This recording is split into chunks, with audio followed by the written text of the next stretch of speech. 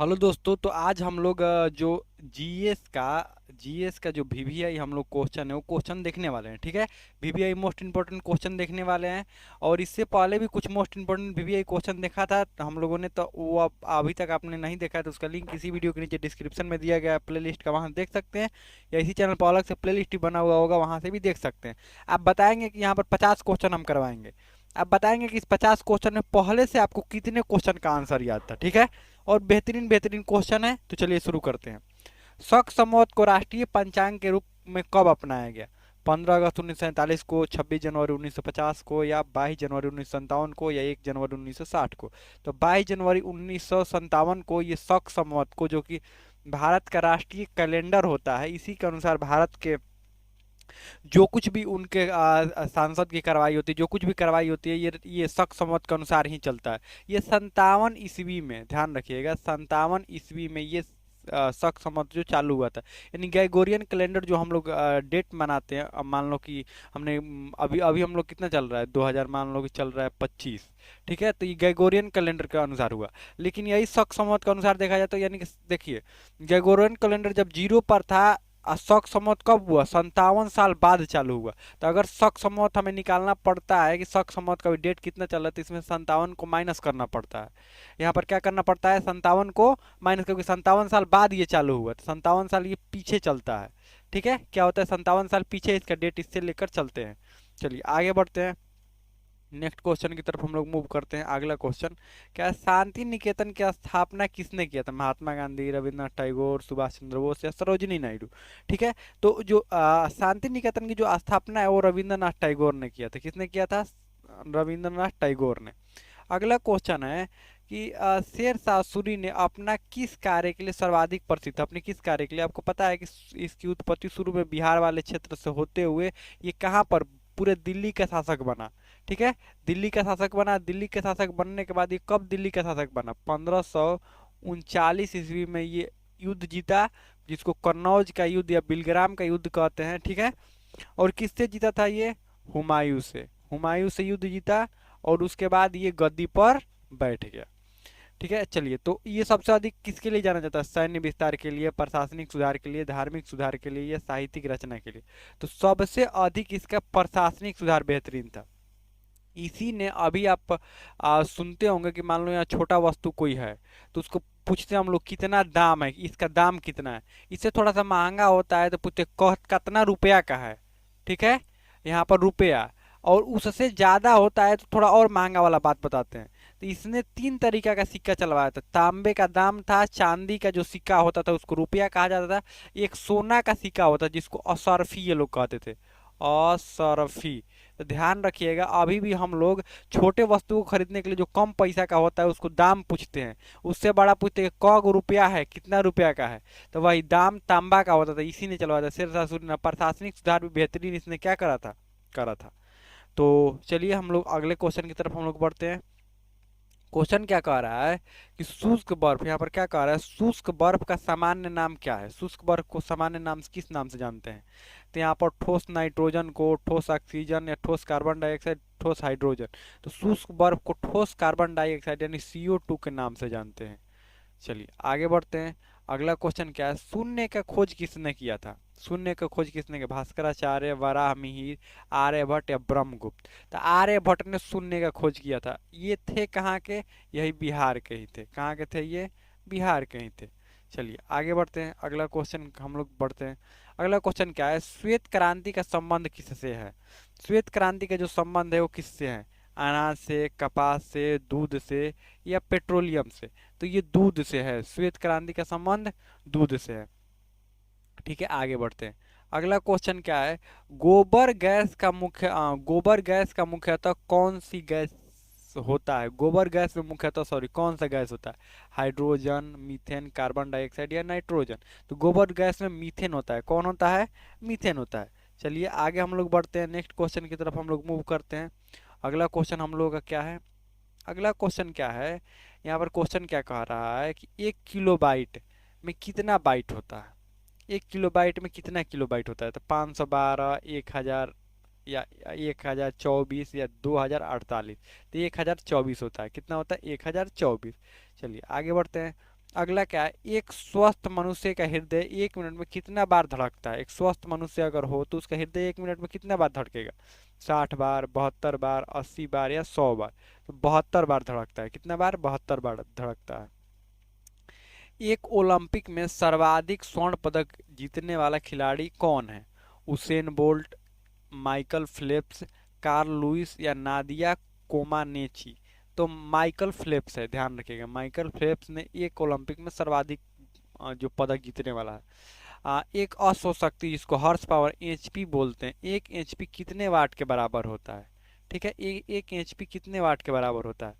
500 वाट, 640 वाट, 746 वाट, 1000 वाट। तो ये कितना का होता है, तो आपको आपको भी पता है कि 746 वाट के बराबर होता है। चलिए आगे बढ़ते हैं। अगला क्या है, वह एकमात्र अधिकारी कौन है जो किसी भी सदन के कार्यवाही में भाग ले सकता है। किसी भी सदन के कार्यवाही में भाग ले सकता है, चाहे उच्च सदन हो या निम्न सदन हो। जैसे मतलब चाहे राज्यसभा की कार्यवाही हो या लोकसभा की कार्यवाही हो, किसी के भी कार्यवाही में एकमात्र अधिकारी है जो किसी भी कार्यवाही में भाग ले सकता है। राष्ट्रपति, कौन मतलब एकमात्र अधिकारी है, राष्ट्रपति, प्रधानमंत्री, भारत का अटॉर्नी जनरल या उपराष्ट्रपति। तो भारत का अटॉर्नी जनरल है, ध्यान रखिए। आगे बढ़ते हैं। अगला, वह एकमात्र ग्रह कौन सा है जो अपनी धुरी पर पूर्व से पश्चिम की दिशा में घूमता है। सिर्फ एक एक ही मात्र ग्रह नहीं है, एक और ग्रह है। जो कौन सा ग्रह है, इसके अलावा भी एक और भी ग्रह है जो उल्टा घूमता है अपनी धुरी पर, मतलब पूर्व से पश्चिम की ओर घूमता है। पृथ्वी, मंगल, शुक्र या शनि। तो यहाँ तो आंसर शुक्र हो जाएगा, लेकिन एक और ग्रह का नाम आपको खुद से बताना है। एक और ग्रह है, इनमें से बताना था आपको। और लेकिन एक और ग्रह है जो अपने धुरी पर कैसे घूमता है, पूर्व से पश्चिम की ओर। बाकी सारे ग्रह घूमते हैं पश्चिम से पूर्व। इसीलिए सूर्योदय अगर पृथ्वी पृथ्वी जो है घूमना चालू कर दे पूरब से पश्चिम, तो सूर्योदय हम लोगों का पश्चिम से होगा। लेकिन यही घूमती है हमारी पृथ्वी अपने अक्ष पर कैसे, पश्चिम से पूरब। पश्चिम से जब पूरब घूमेगी, पश्चिम से, यहाँ पश्चिम हो गया आपको पता है। देखिए, ऊपर वाला उत्तर होता है, राइट वाला यहाँ पर पूरब होता है, बायां वाला पश्चिम होता है, ये वाला दक्षिण होता है। तो हमारी जो पृथ्वी है वो पश्चिम से ऐसे पूरा घूमती है, ऐसे ऐसे घूमती है, एंटी क्लॉकवाइज घूमती है ऐसे। तो हमारा कैसे, अगर एंटी क्लॉकवाइज हमारी पृथ्वी घूमती है पश्चिम से पूरब, तो हमारा सूर्योदय पूरब से होता है। यही घूमने लगे पूर्व से ऐसे पश्चिम, इधर से घूमने लगे, तो हमारा सूर्योदय कहाँ से होगा, पश्चिम से सूर्योदय होना चालू हो जाएगा। तो ये शुक्र पर यहाँ पर होता है। चलिए आगे बढ़ते हैं। अगला क्या है, एक्सरे का आविष्कार किसने किया। एक्सरे का जो आविष्कार है वो किसने किया। आइजैक न्यूटन ने, अल्बर्ट आइंस्टाइन ने। अगला क्या है, विल्होम रॉन्टजन ने, अलेक्जेंडर फ्लेमिंग ने। तो रॉन्टजन ने किया था, किसने किया था, रॉन्टजन ने। चलिए आगे है, एक जीमा रोग शरीर के किस अंग को प्रभावित करता है। हृदय, त्वचा, फेफड़ा, यकृत। तो एक जीमा त्वचा को प्रभावित करता है। किसको प्रभावित करता है, त्वचा को। अगला है, एशिया का नोबेल पुरस्कार किसे कहा जाता है। पुलित्जर, मैग्सेस पुरस्कार, या एक मिनट रुकिए, मैग्सेस पुरस्कार, या यहाँ पर ग्रैमी पुरस्कार, या ऑस्कर ऑस्कर पुरस्कार। किसको यहाँ पर कहा जाता है कि एशिया का अ, एशिया का जो नोबेल पुरस्कार है वो किसको कहा जाता है। ठीक, तो ये आंसर जो हो जाएगा मैग्सेस पुरस्कार हो जाएगा। कौन सा, मैग्सेस। इसको रोमन मैग्सेस पूरा बोलते हैं। चलिए आगे बढ़ते हैं। एशिया के अंडों की टोकरी किस राज्य को कहा जाता है। तमिलनाडु, आंध्र प्रदेश, केरल या पश्चिम बंगाल। तो ये आंध्र प्रदेश को कहा जाता है। किसको कहा जाता है, आंध्र प्रदेश को। चलिए आगे बढ़ते हैं। अगला क्वेश्चन क्या है, अगला क्वेश्चन हम लोगों का है, एनीमोमीटर से क्या मापा जाता है। तापमान, वायु की गति, वायु का दाब या आर्द्रता। तो वायु की गति मापी जाती है। आगे बढ़ते हैं। अगला क्वेश्चन क्या है, एडवर्ड जेनर ने किसकी खोज की थी। प्लेग के टीका का, पोलियो के टीका का, चेचक का टीका का या टाइफाइड का टीका का। तो जो एडवर्ड जेनर ने वो चेचक के टीका का खोज किया था। किसका, चेचक का टीका का खोज। आगे बढ़ते हैं। एलुमिनिया एल्यूमिनियम का प्रमुख अयस्क है। हेमेटाइट, बॉक्साइट, कैल्साइट या गैलेना। तो आपको भी पता है कि एल्यूमिनिया का प्रमुख अयस्क जो है वो बॉक्साइट है। एल्यूमिनियम का जो प्रमुख अयस्क कौन है, बॉक्साइट। यहाँ पर क्वेश्चन क्या कह रहा है कि धरती के तल पर लगभग कितना प्रतिशत पानी है। आपको भी पता होगा, 51, 61, या 71 या 81, तो 71% है। तो आपको समझ में आ गया धरती पर के तल पर लगभग कितना प्रतिशत पानी है, इसको ध्यान रखिएगा। चलिए आगे बढ़ते हैं। आ, धोमन सोडा नहीं, धुआं सोडा भी होता है। धुआं सोडा का रासायनिक नाम क्या है? ठीक है, आपको बताना है कि धुआं सोडा का जो रासायनिक नाम क्या है। सोडियम बाइकार्बोनेट, या सोडियम हाइड्रोक्साइड, सोडियम कार्बोनेट, या कैल्शियम कार्बोनेट। तो सोडियम कार्बोनेट होगा, यहाँ पर क्या होगा, सोडियम कार्बोनेट। चलिए आगे बढ़ते हैं। अगला क्वेश्चन क्या है, धन विधेयक को संसद के किस सदन में प्रस्तुत किया जाता है? केवल राज्यसभा में, केवल लोकसभा में, लोकसभा और राज्यसभा दोनों में राष्ट्रपति के सीधे अनुमोदन किया जाता है? नहीं, सिर्फ लोकसभा में पेश किया जाता है। कहाँ पर? सिर्फ लोकसभा में पेश किया जाता है। ठीक है, चलिए हम लोग नेक्स्ट क्वेश्चन की तरफ बढ़ते हैं। अगला क्वेश्चन हम लोगों का क्या है? अगला क्वेश्चन है कि धन विधेयक के संबंध में, यहाँ पर क्वेश्चन क्या है, धन विधेयक के संबंध में राज्यसभा को किस प्रकार का अधिकार है? राज्यसभा को किस प्रकार का अधिकार है धन विधेयक को मतलब धन विधेयक के संबंध में? तो चलिए देखते हैं। इसे अस्वीकार करने का अधिकार है, इसे संशोधन करने का अधिकार है, केवल सिफारिश का अधिकार है, या इसे पारित या अस्वीकार करने का अधिकार है? तो केवल सिफारिश कर सकता है राज्यसभा, और कुछ हस्तक्षेप नहीं कर सकता, क्योंकि धन विधेयक मुख्य रूप से लोकसभा में पेश किया जाता है। ध्वनि की तीव्रता किससे मापी जाती है? न्यूटन से, जूल से, डेसिबल से, या सॉरी या वाट से? तो डेसिबल में मापी जाती है। ध्वनि की तीव्रता किस में मापी जाती है? डेसिबल में। यहाँ पर क्वेश्चन क्या कह रहा है, ये यक्षगान किस राज्य का लोक नृत्य है? जो यक्षगान है वो किस राज्य का लोक नृत्य है? केरल, कर्नाटक, तमिलनाडु, या महाराष्ट्र? तो कर्नाटक का ये लोक नृत्य है। आगे क्वेश्चन क्या है, यदि किसी विधि या संवैधानिक संशोधन को 9वीं अनुसूची में रख दिया जाए तो इसका क्या परिणाम होगा? अगर किसी का मतलब किसी भी संवैधानिक संशोधन को 9वीं अनुसूची में रखने के बाद क्या होता है, वो न्यायालय में वाद योग्य नहीं रह जाता है, उसे तुरंत अमान्य घोषित कर दिया जाता है, उसे राष्ट्रपति को स्वीकृति की आवश्यकता होती है, या उसे उच्चतम न्यायालय द्वारा अनुमोदित किया जाता है? तो वो न्यायालय में वाद योग्य अब नहीं रहता है, कि न्यायालय में उसके खिलाफ कुछ भी आप नहीं जा सकते हैं। ठीक है, आगे क्या है, आगे क्वेश्चन। अगला क्वेश्चन है, यदि संसद के किसी सदन का सदस्य न होने पर, यदि संसद के किसी सदन के सदस्य न होने पर किसी को मंत्री बना दिया जाता है, तो कितने दिन के समय का अंदर उसे, कितना समय के अंदर उसे संसद के दोनों सदनों में से किसी एक सदन का सदस्य बनना पड़ता है? अगर कोई व्यक्ति हुआ और किसी भी सदन का वो मेंबर नहीं है, ना लोकसभा का ना राज्यसभा का, उसको मंत्री बना दिया गया, तो कितने समय बाद उसको किसी न किसी सदन से आपको अपना सदस्यता ग्रहण करनी पड़ती है, यानी संसद आपको बनना पड़ता है? तो आपको 3 महीना के अंदर, 6 महीना के अंदर, 9 महीना के, या 12 महीना, तो 6 महीना तक का आपको समय दिया जाता है आपको चुनाव जीतने के लिए। ठीक है, आप लोकसभा से जीते या राज्यसभा से जीते। तो लोकसभा से कैसे जीत पाएंगे, राज्यसभा से ही एक ऑप्शन रहता है। यदि लोकसभा अध्यक्ष अनुपस्थित हो तो, या लोकसभा में रहता है उपचुनाव अगर हुआ तो, लोकसभा अध्यक्ष अनुपस्थित हो तो संसद के संयुक्त अधिवेशन की अध्यक्षता कौन करता है? राष्ट्रपति, प्रधानमंत्री, लोकसभा का उपाध्यक्ष, या राज्यसभा का उपसभापति? लोकसभा का उपाध्यक्ष इसकी संयुक्त जो है अधिवेशन की अध्यक्षता करता है। चलिए आगे बढ़ते हैं। अगला क्वेश्चन क्या है, योजना का अंतिम अनुमोदन किसके द्वारा किया जाता है? प्रधानमंत्री, वित्त आयोग, राष्ट्रीय विकास परिषद, या नीति आयोग? तो राष्ट्रीय विकास परिषद के द्वारा किया जाता है। आगे क्या है, आगे आगे है, योगेश्वर दत्त और सुशील कुमार का संबंध किस खेल से है? मुक्केबाजी, भारोत्तोलन, कुश्ती, या एथलेटिक्स? तो जो योगेश्वर दत्त है और ये जो सुशील कुमार है, उसका संबंध है मुक्केबाजी से। किससे, सॉरी, इस उसका संबंध है कुश्ती से। किससे है? कुश्ती से। तो मुक्केबाजी नहीं, कुश्ती, सॉरी, मुक्केबाजी, दोनों बॉक्सर है। आगे बढ़ते हैं। अगला क्वेश्चन है कि यूरोप और एशिया महाद्वीप को अलग करने वाला पर्वत कौन सा है? अल्पांस है, रॉकी है, यूराल है, अंडीज नहीं, एंडीज है, ये एंडीज, एंडीज है। कौन है? तो ये यूराल पर्वत है। कौन है? यूराल पर्वत है। चलिए आगे बढ़ते हैं। अगला क्वेश्चन क्या है, यूनेस्को द्वारा कालिंग पुरस्कार किस क्षेत्र में दिया जाता है? खेल के क्षेत्र में, साहित्य के क्षेत्र में, विज्ञान के, या समाज सेवा के क्षेत्र में? तो विज्ञान के क्षेत्र में दिया जाता है। चलिए आगे बढ़ते हैं। अगला क्या है, यूनेस्को का मुख्यालय कहाँ स्थित है? यूनेस्को का जो मुख्यालय है वो कहाँ स्थित है?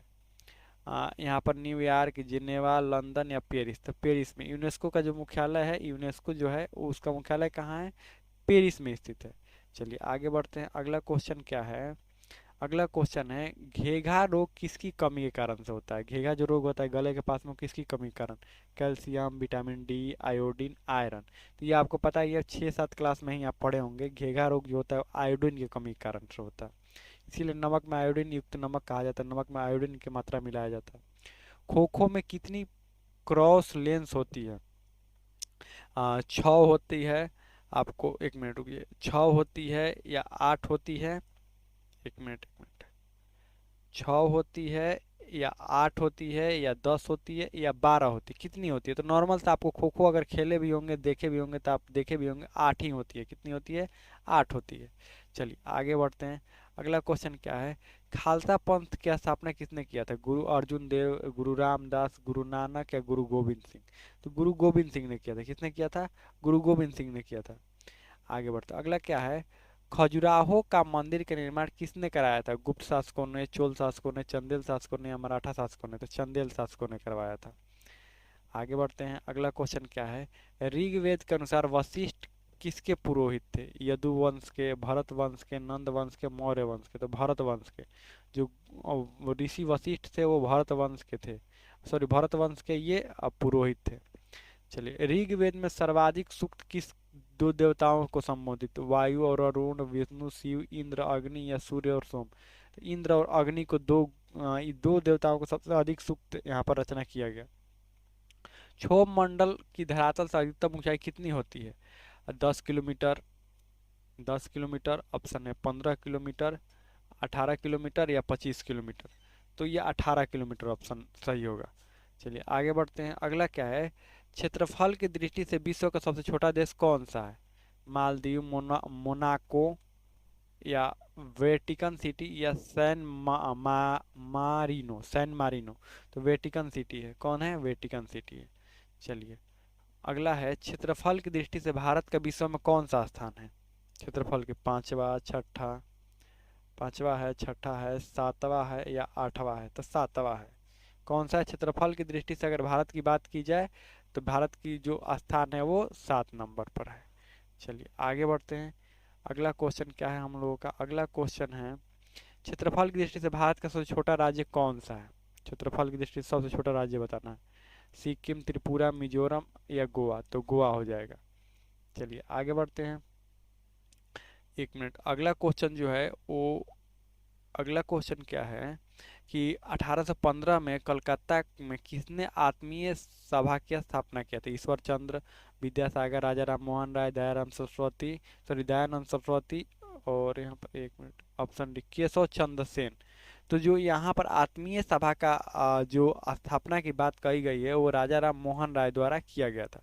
ठीक है। चलिए आगे बढ़ते हैं। अगला क्वेश्चन हम लोग का क्या है, 1857 के विद्रोह में किसने सबसे पहले बलिदान दिया था? तात्या टोपे, मंगल पांडे, नाना साहब या लक्ष्मीबाई? तो मंगल पांडे ने सबसे पहले बलिदान दिया था। आगे बढ़ते हैं। 1905 में बंगाल विभाजन किसके द्वारा किया गया? लिटन के द्वारा, डलहौजी, कर्जन के द्वारा या आपका रिपन के द्वारा? किसके द्वारा किया गया? तो ये कर्जन के द्वारा किया गया। किसके द्वारा? कर्जन के द्वारा। चलिए आगे बढ़ते हैं। क्वेश्चन है, 1932 में अखिल भारतीय हरिजन संघ की स्थापना किसने किया था? B are Ambedkar, Mahatma Gandhi, Sardar Patel, Jawaharlal Nehru? तो महात्मा गांधी ने किया था। चलिए आगे बढ़ते हैं। अगला क्या है, 1939 में कांग्रेस छोड़ने के बाद सुभाष चंद्र बोस ने किस दल की स्थापना की थी? Hindustan socialist Republic association, sorry association, Hindustan socialist Republic association या भारतीय राष्ट्रीय सेना, फॉरवर्ड ब्लॉक या स्वराज दल? तो फॉरवर्ड ब्लॉक की स्थापना इन्होंने किया था। आगे बढ़ते हैं। अगला है, 1953 में राज्य पुनर्गठन आयोग किसकी अध्यक्षता में गठित किया गया था? ये किसकी अध्यक्षता में गठित किया गया था? के एम मुंशी, फजल अली, यहाँ पर गोस्वामी, गोपाल स्वामी अयंगर या बाल गंगाधर तिलक? तो ये फजल अली। किसके द्वारा? फजल अली। तो हमें लगता है कि इतना कुछ आपको समझ में आ गया होगा।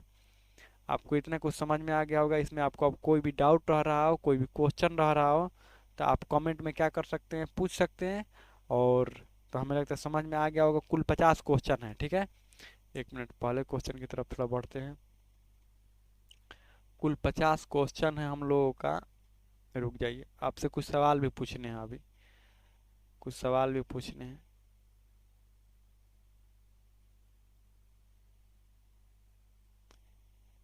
क्वेश्चन क्या है, एक मिनट।